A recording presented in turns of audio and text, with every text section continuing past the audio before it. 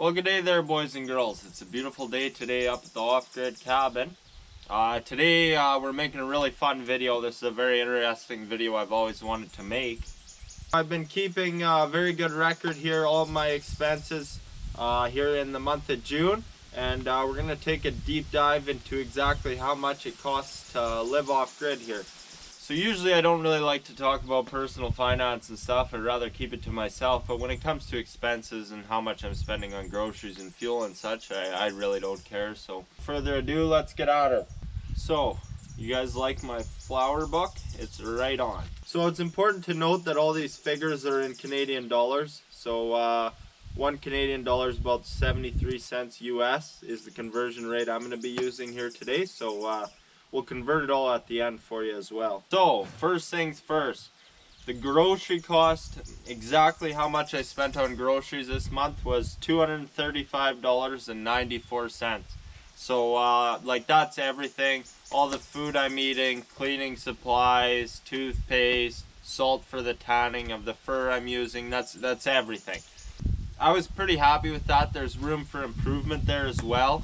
I'm spending quite a bit on pop and juice and such, and I could probably cut that down a bit. I imagine that makes up a substantial portion of that $236. So next on the list is fuel, and this is the figure I dislike the most. There's room for it's gonna fluctuate based on the time of the year and what I'm doing. Particularly in the winter when we're trapping, I'm going to be driving a lot more and fuel efficiency isn't going to be as good. So cost of fuel, well, this is a tough one. I burned $320.97 of fuel, but $150 of that was fuel I used while working on the farm and such, and I get paid for the back and forth and such. It gets reimbursed, my fuel cost, so $150 of that. So the final fuel cost was $170.97 that I had to pay out of pocket. And this is fuel for everything: diesel for the 12 valve, gas for the Ram Charger, fuel for the quad and the chainsaw. And we burned a fair bit there cutting wood and such. So that needs to be taken into account. But I really haven't been driving a whole lot this month. Like, I'll come up here and just stay here, right? But it's quite a drive back and forth. So I'm happy with that figure, but I don't particularly like it because it's going to fluctuate so much, especially in the winter. But it kind of comes off my trapping income in that sense when I'm using the truck for trapping and such. Next up is the chicken feed and stuff. How much it costs to keep chickens? It costed me $90 to have the chickens here for the month of June. That's 6 bags of chicken feed at $15 per. And the chickens, they lay on average. I've kind of underestimated this, and I've said $5 in eggs, but it's a little higher than that per day. Sometimes it's closer to 6. It all depends on the time of the year and such as well. But I conservatively estimated that at $5, which is $150 in eggs every month. And if you take that $90 off, you're left with $60 profit a month. I tell you right now, it's no get-rich-quick scheme having chickens, that's for sure. But slowly but surely, if you have $60 profit, it's $720 a year. It's actually a slight bit more than that, but I'd rather be surprised than let down on that estimate. So these chickens, they really don't cost me anything to have, of course. They turn a slight profit. And I'm not gonna deduct that profit from the cost of living per month, because what they're really doing is slowly paying off the chicken coop. I was able to keep expenses really minimal on that build, and these laying hens I have here now should pay for the chicken coop. But it's much more than that. Like, I really enjoy having them. They're nice to have. They provide me with a constant food source. You know, I eat a lot of eggs, and it's very important to have those constant food sources if you ever get stranded in the bush or something, as well as they're good for the show, and they're just awesome. So I'm really happy about the chickens for sure. So next up is my insurance cost for my 2 trucks, and it's about $100 a month. Now this is a very important one, because the 12 valve costs me a little more than $85 per month, and the Ram charger only costs me a little less than $15 per month to insure. So I often stress just how important it is for me to have two vehicles out here, because when I have difficulties with one, I need the other one to get me out of the bush and to get me back in, you know, to feed the chickens and such. It's crucially important to have two vehicles for me. You nearly can't go without, especially in times like this, like 12 valves awaiting a small little part there, and I'm waiting for that, so I need the Ram charger to get out of here. It died over there in the bush, and I need the Ram charger to get out here, come back, feed the chickens. So it's nearly crucial. Now, when I bought that Ram charger, I paid a nickel for it. Like it was a very inexpensive choice, and it was a calculated decision based on the fact that I was saving $850 per year on vehicle insurance, as opposed to buying a newer vehicle, which would cost me another $1,000 a year, as opposed to $150 for the Ram charger. That being said, it is the better decision of the two, as long as I'm not surpassing $850 in potential fuel savings, because there's no two ways about it. The Ram charger is not good on fuel. None of those old vehicles really are. The thing is, I have all that savings to work with. So as long as I'm not surpassing $850, not in fuel spent, but in fuel savings, so it would probably come out to about twice the amount of fuel burnt, then I'm coming out ahead on that decision, and it's a very low cost way of having that second vehicle. So I really like how that works out. Shitty one here is my phone bill, which is $90 per month. And that's going to probably sound outrageous, because it is outrageous. The cost of owning a phone is the most expensive in the world here in Canada. It's absolutely ridiculous. My American friends are probably watching this like, what in the hell are you paying $90 for? But it's pretty standard here, actually. And there's some important factors to note on that one. I'm stuck in a 2-year contract. Contracts suck. My phone broke for that one. So now I own my own phone. It's actually coming in the mail here now. So when I own my own phone and my contract comes up in October, I'll get a $15 savings on that plan because I'm off contract, as well as I'll probably negotiate and try and find a lower deal, a lower data usage, because I got into that contract at a time when I was using very little. When I was using it a lot more than I am now out in the bush with no cell reception. So I'll probably go down to like a $80 or $75 plan, and then cut that $15 off, and be much better off. And when I'm not on contract, I can constantly change that on a month-per-month basis. So it's super beneficial to own my own phone, especially when you're traveling and such. It's so convenient to have an unlocked phone that you can use in the other country. As well as, yeah, it was essentially a calculated decision based on the cost of phone and the potential savings on the monthly plan, and the upfront cost of buying the phone when you're, usually it's about $100 to get the phone on the 2 years. So it was calculated in that sense, and I'm going to come out on top unless the phone breaks. But your phone breaks on contract and you're in the same predicament. So that is largely beneficial.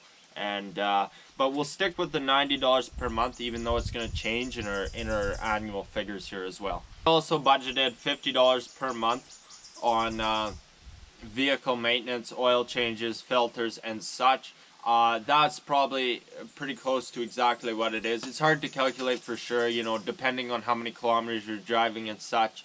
And then $50 per month to keep the trucks well maintained, I thought was reasonable.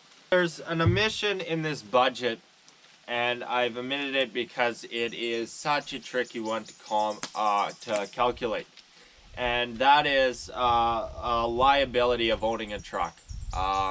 There's going to be all kinds of things that are going to give you trouble over the years. You know, there's going to be costs.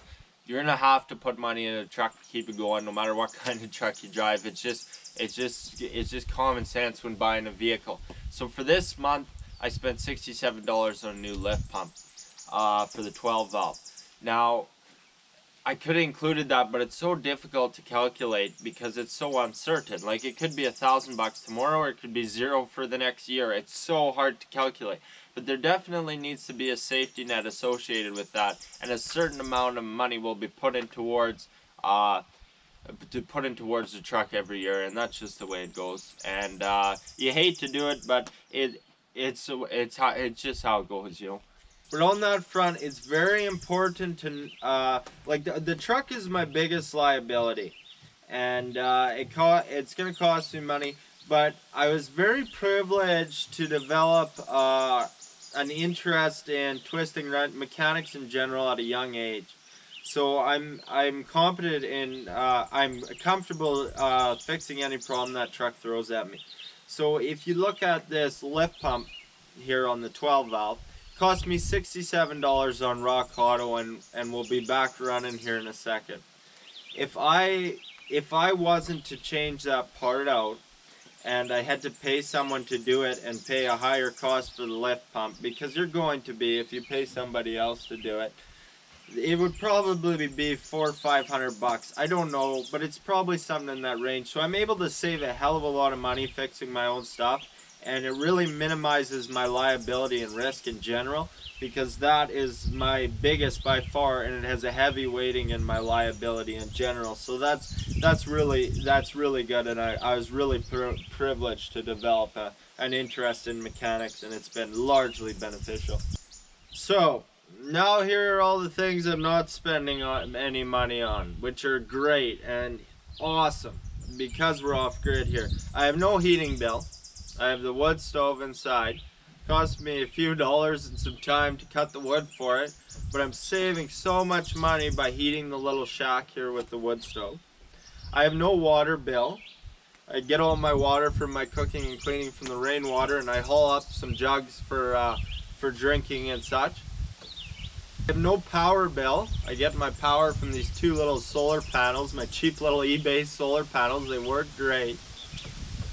And the biggest one is I have no bank loans or truck payments or any form of debt that's charging me interest, you know? Like, I've never paid a cent in credit card interest, nothing of the sort. And I don't know what's so deep rooted in my mentality that I'm so obsessed with owning everything that I have and not the bank owning it or something else, but it's so deep rooted, I hardly know how to explain it. But when it comes to, like, if I need tools to fix my truck, I much rather own those tools than borrow them and then have to worry about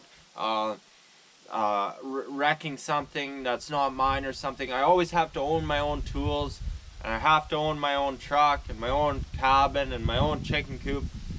The last thing I want is to have someone else owning what I think I own, like the bank having its hand in my pocket taking out interest, you know. It's just deep rooted, and I probably will never have any bank loans or truck payments. It's nearly certain, and I think it's just so counterproductive to get ahead by starting behind.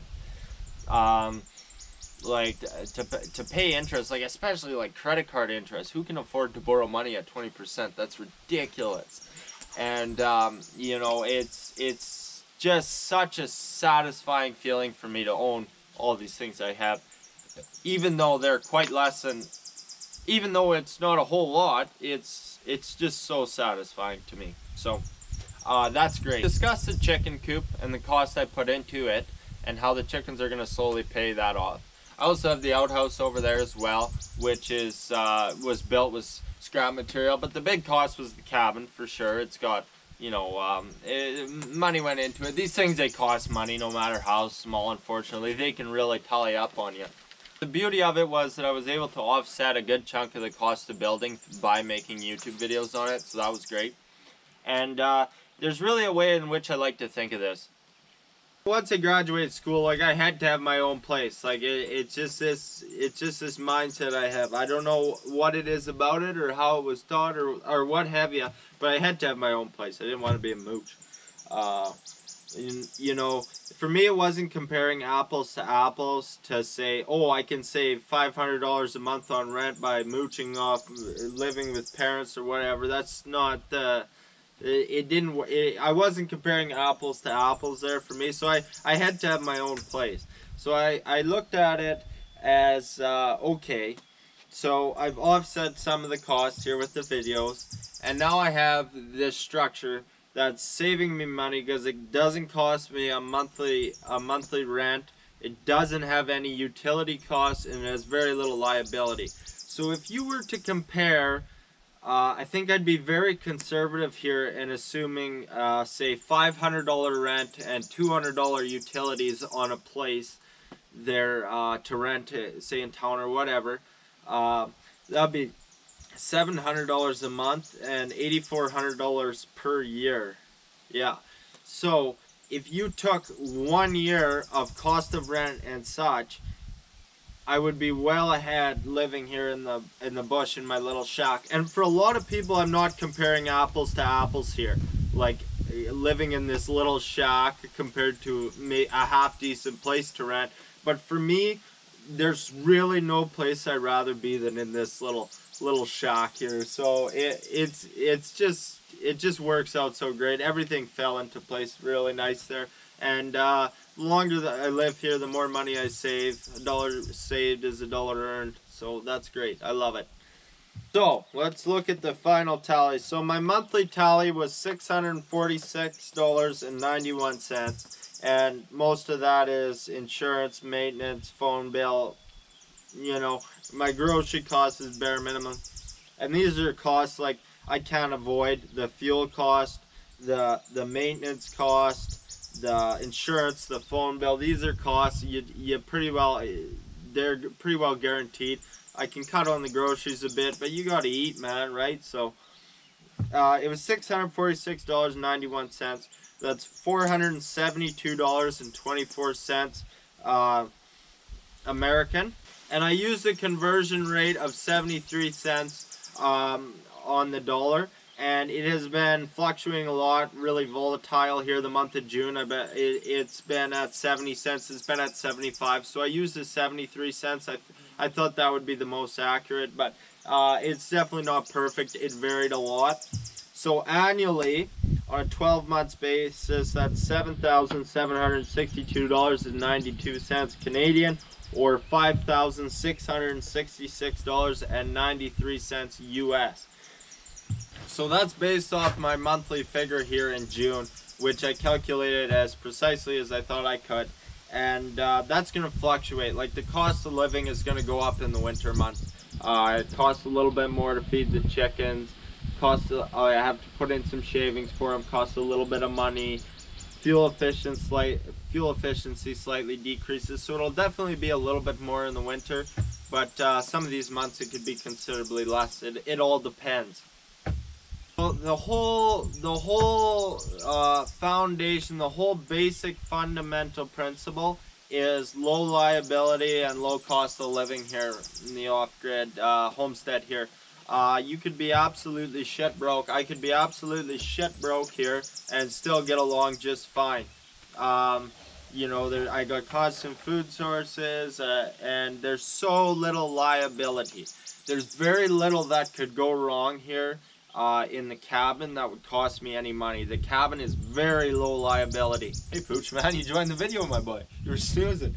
Like, I don't have an expensive heating unit or plumbing or things that could go terribly wrong absent from mega catastrophe. The fucking thing burns down or something.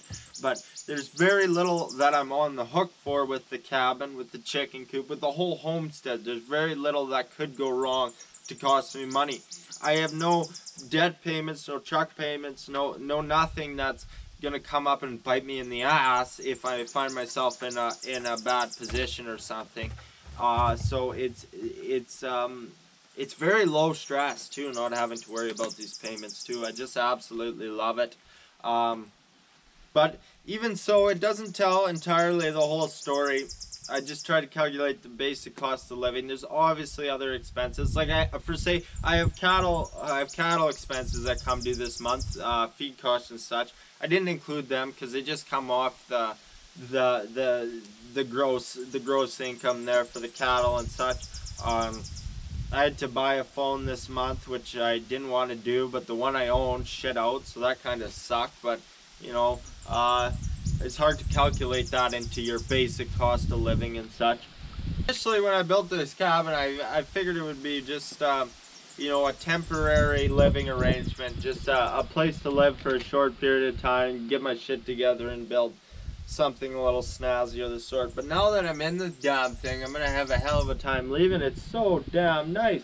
It's tiny little shack. There's nothing impressive about it, but it's really all that I need. And I know it sounds like a cliche, but I'm really happy with it. It does what I need it to do. It's pretty rowdy, but like it does everything I need it to do. It has all the room that I need. I really realized how little room I need because I'm always outside and I'm only in there, you know, to make when I'm making dinner and to go to bed and such. So it works great. And I'm really hesitant to spend money on building a new place or something because the longer I stay here, the more money I save, and it's just great. So I love it. Just don't give a shit about it. Like, it's just a little shack. I don't have much into it, and you know, not worrying about something is so awesome. Like out of all the things I have to worry about, not having to worry about the house is just it's just a great feeling. It's liberating. I'm really happy about everything. I thought my budget was pretty good. I thought I did all right for this month. I don't know like what other people's cost of living would be, but I think I'm doing pretty good there. It's just such a nice feeling to see all the savings in utility costs and heating, everything, and I really like it. So anyway, guys, I hope everyone enjoyed the video and shed some insight there on the expenses here to live off grid. It was a fun video to make. I'm really happy I made it. It's really interesting to dig deep into these things here. So it's good to keep good track on the finances, and I really enjoy the low cost of living. So I thought I'd share it with you, and it's a lot of fun. So thanks for watching, guys. I hope everyone is well. I'm just working on some bush camp off-grid videos here at the off-grid cabin. I got my deer skull boiling and fur is getting tanned over there. So we're working on lots of things here, so it's lots of fun. Yeah, hope everyone is well, like I said, and yeah, all the best to everyone. Over and out, guys.